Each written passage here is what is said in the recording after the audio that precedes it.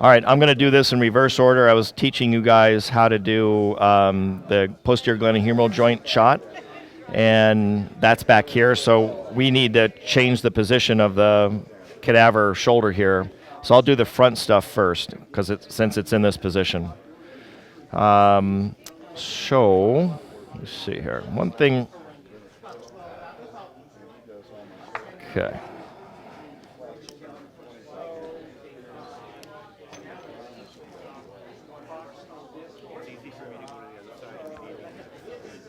Okay, can someone hit the button, bottom right button on the machine? Bottom right, the green one? Yep. Good. Okay, so, all right, so that's our home base position. And we're going to come up here. So that's rotator cuff interval, okay? And then we're going to pick a spot on the supraspinatus there and pivot out of that, and that's our supraspinatus tendon on bird's beak right there. Yes. Yep. So I'm going to put a needle into that. There we go.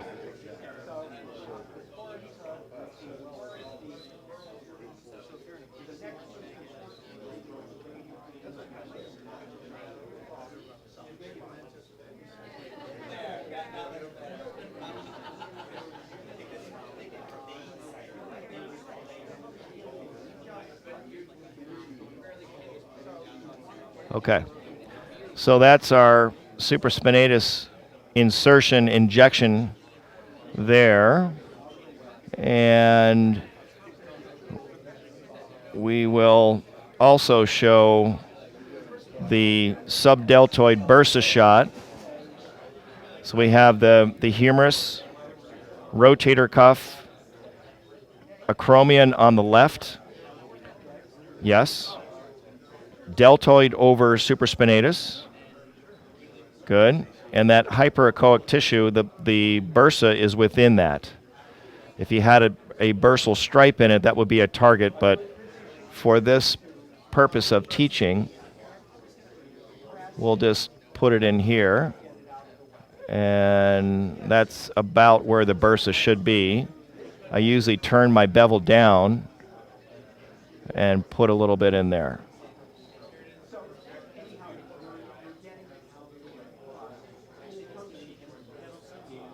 Okay, so that's a general idea of the bursal shot there, subdeltoid bursa. Someone asked if we can see this subacromial bursa, and you can't because the acromion will shadow the bursa. We'll have acoustic shadowing, so the only part of the bursa we can see is the subdeltoid part.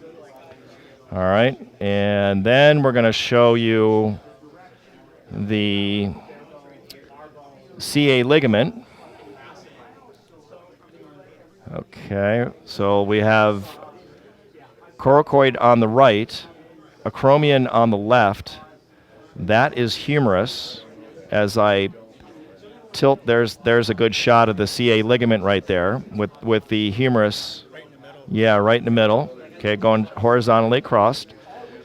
Humeral head underneath it, and if I sweep the probe medially, the humerus drops away, and the glenoid comes in view.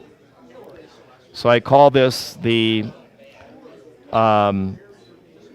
it's the slap area attachment to the glenoid using the CA ligament window. And we can hit that in a short axis approach. Yes, that's the CA ligament there. Okay.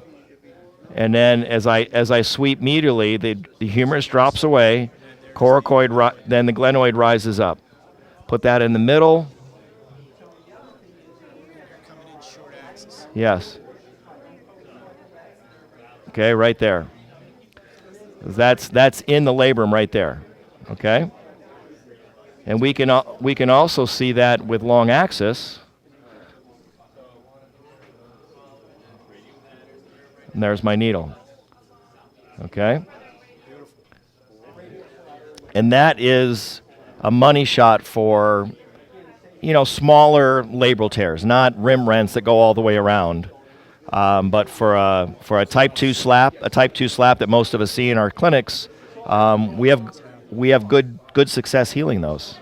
So the other thing I wanted to show in this position is the AC joint. The clavicle is here, is it? Yeah, that's it right there. Okay, it's got a little bit of a seagull sign there.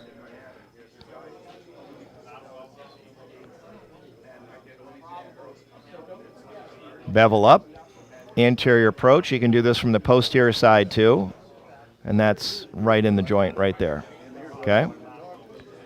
All right, and so next I would like to show you could probably stop this for right now, and I'll get the shoulder in position for the posterior glenohumeral shot. Okay. So this is where we'll get you guys on the needle here in just a second. So that's posterior glenohumeral joint. We have glenoid on the right, humerus on the left, and in between is the joint. Okay, so we're going to come in this way, bevel up.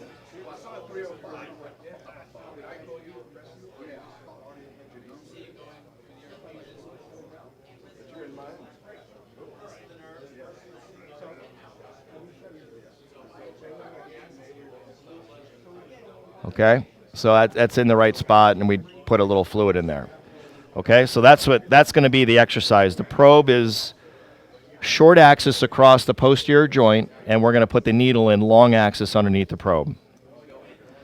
And the reason that is the classic technique to teach posterior glenohumeral joint injection is we're keeping the labrum and the hyaline cartilage as safe as possible. Okay? All right. This is with the arm internally rotated, lying on their side. So if the patient's head was here, they would be facing the screen. I would be behind them. They would have their arm internally rotated, and I would have the probe like this with the needle under the probe, like this. Okay? Good.